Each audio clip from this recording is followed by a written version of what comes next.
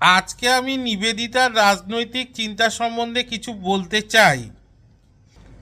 চিরাচরিতভাবে আমরা নিবেদিতাকে কি দেখছি? ভারত সাধিকা নিবেদিতা, যিনি এদেশের সাধারণ মানুষের জন্য প্রাণ দিচ্ছেন, যিনি বিপ্লবীদের অনুপ্রাণিত করছেন, তাদের সাহায্য করছেন, যিনি স্বামীজির বাণীকে দেশের বাণী, ন্যাশনালিজম হিসাবে প্রতিষ্ঠিত করছেন। কিন্তু বিস্ময়করভাবে আরও কত নতুন নতুন গবেষণার ফলে আরও কত নতুন নতুন তথ্য যে উঠে আসছে, আমি আপনাদের কিছু বলতে চাই। আমিও সব জানি না, আমিও শিখছি নিবেদিতা সম্বন্ধে। আর যত শিখছি, যত পড়ছি, ততই অবাক হচ্ছি। নিবেদিতার সঙ্গে স্বামীজির যখন লন্ডনে দেখা হলো, আলাপচারিতা হলো, উনি তাকে জানতেন ধর্মযাজক হিসেবে। স্বামীজির মধ্যে যে বিপ্লবের অগ্নিস্ফুলিঙ্গ ছিল তা তিনি জানতেন না।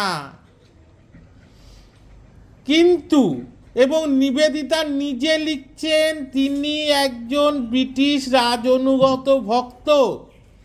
কিন্তু যখন একটি ব্রিটিশ পত্রিকায় নিবেদিতা এবং স্বামীজি অন্যান্য শ্বেতাঙ্গিনীর সঙ্গে ভ্রমণকে কেন্দ্র করে কুৎসা করা হলো যে নেটিভদের সঙ্গে এই বিদেশিনীরা ঘুরছে, তখন তিনি তার প্রচণ্ড দৃঢ় ভাষায় তার প্রতিবাদ করেন। তারপরে তিনি এলেন ভারতবর্ষে, সারদা মার কাছে স্বামীজি নিয়ে এলেন, খুকি বলে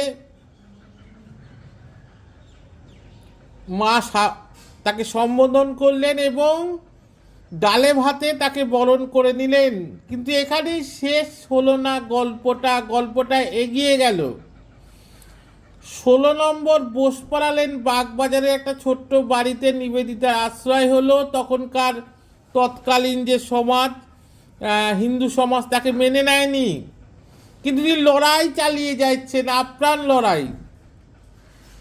তিনি বৈপ্লবিক মন্ত্রে ছাত্রদের উদ্বোধন করতে চেয়েছেন।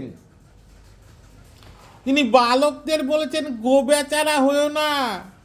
তিনি বলেছেন, আমি শান্তশিষ্ট বালক দেখলে দুঃখী হই।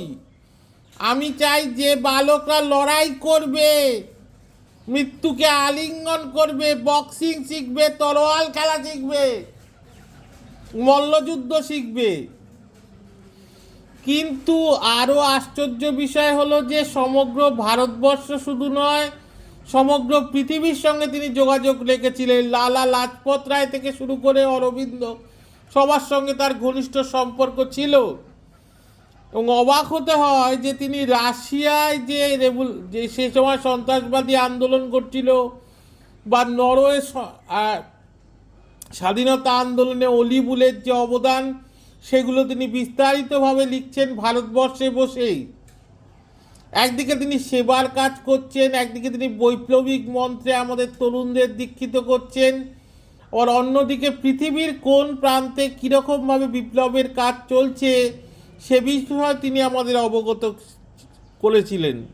সুতরাং নিবেদিতা, যতই তাকে জানা যায়, তিনি এক গভীর সমুদ্র, তার জানার কোনো শেষ নেই।